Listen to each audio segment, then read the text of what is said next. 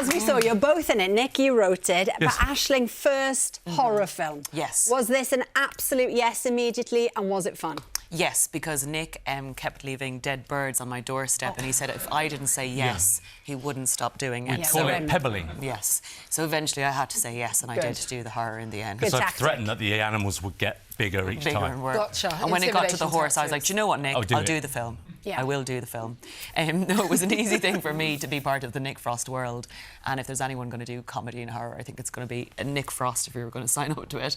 So, yeah, it was. But we had a ball doing it. It wasn't a horror at all. We had so much fun. It's a lot of fun. And also, making a horror film in Finland, you're covered constantly in a lot of blood. You just have to accept that's going to be That's the part way. of your Fake job. blood. Fake Yes. blood, Fake blood. Sorry. Fake blood. Fake Yeah, blood. it's not nice either. It's not a nice feeling. It's like a sugary jam, and because we were in the woods so much, all these little flies It was fly season. from the far Yes. used to kind of come and land. So you would have actually gotten a great like petri dish from our faces of like the flora and fauna. And, Like midges in Scotland, is that sort of like... Yes, and they just used to all. And at the end of the day, we had to take them all off, and they'd be like, "Meow." Yeah. I like it. Method. Nick, can you tell us a little bit more about the film besides the sticky fake blood? Yeah, it's just about a lovely family called the Smiths, and there's 4 of them, and they're on the island. Ooh, Let's have a look at another clip. we should go, shouldn't we? And now, Nick, you are obviously a massive horror fan. You've Yes. seen countless horror movies. For you, at this point, what sets the bar for impeccable horror? Horror's very difficult because the real life is actually a lot more horrific than anything anyone can think of.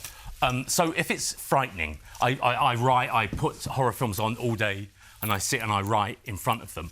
And if there's one that's frightening, and if it works, I stop writing and I watch it, and I think that was great. Yeah. Or I saw something I'd never seen before, or I got frightened, or I got that weird thing where I'm like, what was that? You know, is there someone in the kitchen? What the hell? What was that? And it happens. It's quite nice when it happens because you get so used to looking at, as a filmmaker, you can watch films, horror films, and think, oh, that was a good effect, or that. How did they do that? But to actually feel frightened is quite a nice sensation. Yeah, you want to be taken out of it. You Yeah, want to be for sure. the viewer Yeah, too. absolutely. But obviously, as a maker, it'd be remiss of us not to mention Shaun of the Dead. Yes. 20 years old Yes, now. thanks. That film. No, brilliant. A classic. I'm in my 50s. A classic. It came out when I was born. Exactly, fresh as a baby. Now, George A. Romero, who is an icon, you know, he directed The Night of the Living there Dead. he is. I know when the film first came out, you arranged a screening for him Yes. to see it, and he gave you great feedback. Was that one of the most Yeah. surreal moments of your life? Yeah, of course. You know, Simon Pegg and me and Edgar had grown up watching George's film, so to kind of get Uncle George his thumbs up was amazing because, you know, we were just a group of lads making a zombie film. And to get him to his approval was amazing, you know.